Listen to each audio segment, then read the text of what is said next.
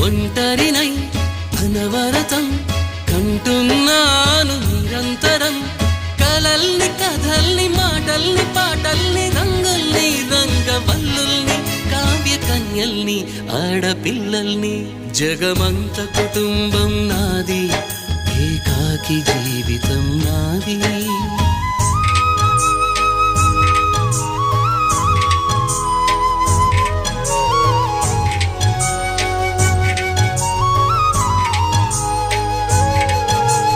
ఇంటికి కంటిని నేనై